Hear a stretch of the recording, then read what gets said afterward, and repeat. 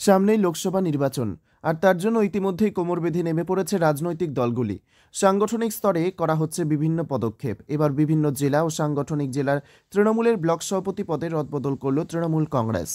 তাই আসন্ন লোকসভা ভোটের আগে বেশ কয়েকজন ব্লক সভাপতিকে ছেঁটে ফেলল রাজ্যের শাসক দল।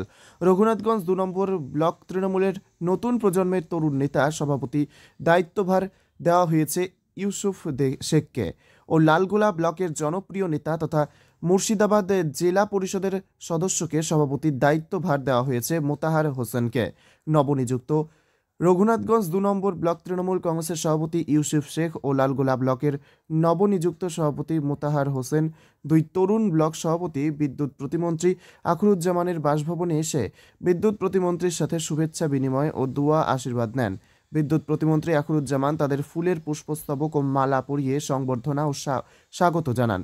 এদিন বিদ্যুৎ প্রতিমন্ত্রী আখরুজ্জামান বলেন, তৃণমূল সুপ্রিমো মমতা বন্দ্যোপাধ্যায় যোগ্য নেতৃত্বের হাতে দলকে মজবুত করার লক্ষ্যে যোগ্য ব্যক্তিত্বদের দায়িত্ব অর্পণ করেছেন।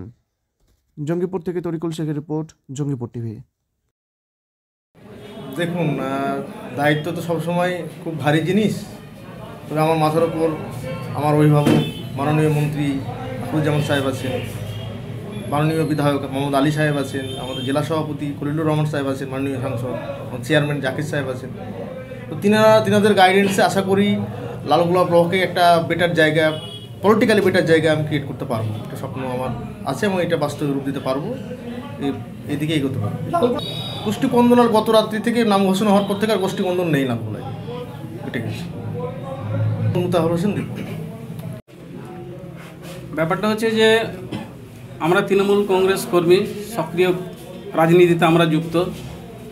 আমাদের মাথার উপরে মন্ত্রী আখরুজ্জামান সাহেব আছেন, তার উপর আমাদের খলিলুর রহমান সাহেব আছেন, জাকিরদা আছে, এবং সর্বোপরি আমাদের নেত্রী মমতা ব্যানার্জি এবং অভিষেক বন্দ্যোপাধ্যায় যে দায়িত্ব আমাদেরকে তুলে দিয়েছেন বা আমাকে তুলে দিয়েছেন, সে দায়িত্ব আমি অক্ষরে অক্ষরে পালন করার চেষ্টা করব এবং আমার সকল নেতৃত্বকে নিয়ে আমি যাতে সামনের দিনে এগিয়ে যেতে পারি, তার জন্য আমি সবাইকে নিয়ে চলার প্রচণ্ডভাবে চেষ্টা করব। আমরা সাথী সমস্ত তৃণমূল কংগ্রেস কর্মী যারা আছেন তাদেরকে সকলকে সঙ্গে নিয়ে আমরা চাই আমরা একসাথে তৃণমূল কংগ্রেসটাকে উজ্জীবিত করতে, এবং আগামী দিনে যে লোকসভা আছে সেই লোকসভাতে আমরা যথেষ্ট এখানে লিপ্ত। আমাদের মন্ত্রী সাহেব মাথার উপরে আছেন এবং মন্ত্রী সাহেব যেভাবে আমাদেরকে দায়িত্ব গাইড করবেন আমরা সেইভাবে এগিয়ে যাব।